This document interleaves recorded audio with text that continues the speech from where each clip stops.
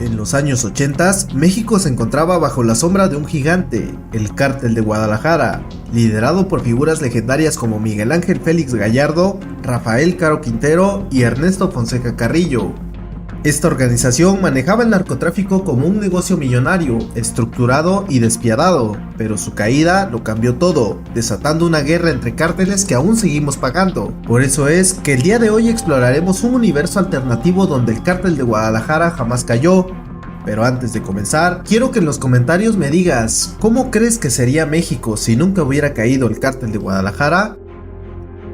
Comencemos con el apogeo del Cártel de Guadalajara, pues más que un grupo criminal, era una corporación internacional con rutas de tráfico perfectamente organizadas desde Sudamérica hasta Estados Unidos, moviendo toneladas de sustancias prohibidas con una precisión militar. Lo más sorprendente es cómo lograron operar durante tanto tiempo sin mayores interferencias del gobierno. El secreto, la corrupción, pues el cártel controlaría a policías, políticos e incluso funcionarios estadounidenses. Es así como pasamos a analizar al primer integrante de alto rango de Guadalajara, Rafael Caro Quintero, conocido como el narco de narcos o el R1. Quien era el genio detrás de los gigantescos cultivos de marihuana que financiaban al cártel, pues con su famosa hierba sin semilla, propulsaría aún más sus ventas independientemente de que existan otros estupefacientes. Su capacidad para manejar a las autoridades y su ambición lo convirtieron en una figura tan temida y respetada. Pero ¿qué habría pasado si Caro Quintero nunca hubiera caído? ¡Nadie tiene por qué morir! ¡Rafa! Aquí te dejo con dos hipótesis que consideré intrigantes después de pensar un buen rato.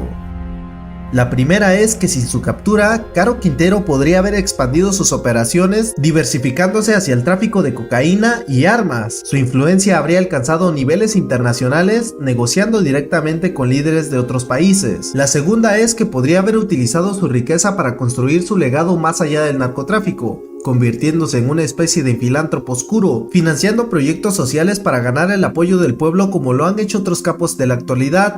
Y tal y como él lo decía, solo los caminos quedarían sin sembrar su famosa hierba. Pasemos ahora con quien fue la cabeza de esta organización. Hablo de Miguel Ángel Félix Gallardo, el jefe de jefes, quien fuera el arquitecto de un modelo centralizado que controló el narcotráfico mexicano en los años 80. Su caída fragmentó ese poder, dando origen a múltiples cárteles como el de Juárez, Sinaloa, Tijuana, etc. y a la violencia extrema que conocemos hoy. Si Félix Gallardo no hubiera caído, su liderazgo habría generado un impacto profundo en México, pero también en el mundo. Primero que nada, un control absoluto, pues Félix Gallardo habría evitado la fragmentación del narcotráfico, manteniendo a los cárteles bajo un mando único. Esto podría haber reducido las guerras internas, creando un crimen organizado más estable. Como segundo punto, considero que su visión estratégica lo habría llevado a expandir sus rutas hacia Europa y Asia, aliándose con organizaciones extranjeras. Esto habría transformado al narcotráfico mexicano en un negocio global con ganancias sin precedentes, superando con creces al CDS del 2005. Además, Félix Gallardo entendía que la clave del éxito estaba en la política y sin su caída habría consolidado un narcoestado, infiltrando instituciones públicas y privadas hasta hacerlas funcionales a sus intereses. A diferencia de otras figuras como Pablo Escobar, Félix Gallardo operaba desde las sombras, evitando el protagonismo. Este enfoque lo habría hecho menos vulnerable a la persecución internacional, en comparación con otras figuras como el Chapo. Y aunque su liderazgo podría haber prevenido la fragmentación y conflictos internos, el costo habría sido una corrupción institucional profunda, donde el crimen organizado controlara prácticamente todos los aspectos de la sociedad mexicana, volviéndose una figura muy importante en la política y en el rumbo que tomaría México. Ahora pasemos con Ernesto Don Neto Fonseca Carrillo, quien fungiría más como una especie de estratega y mentor del cártel. En este escenario alternativo, Don Neto habría continuado actuando como el sabio detrás del trono, guiando al cártel hacia una operación aún más discreta y eficiente. Con su experiencia en el negocio, pudo haber sido la clave para evitar errores como el asesinato de Camarena, fortaleciendo la red del cártel mientras se mantenía en las sombras, asegurando su supervivencia por décadas como el MZ.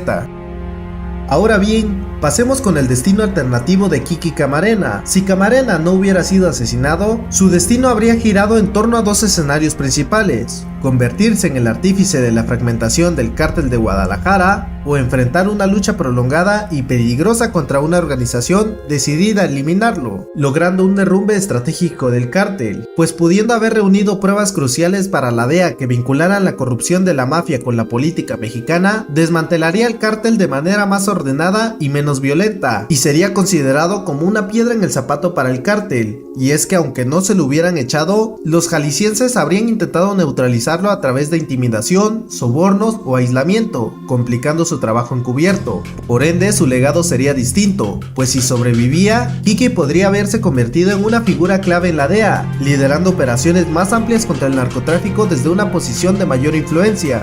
En conclusión, respecto a Camarena, considero que habría sido una pieza clave en el combate contra el narcotráfico, pero su misión habría implicado peligros constantes, consolidando su rol como uno de los enemigos más formidables de los cárteles.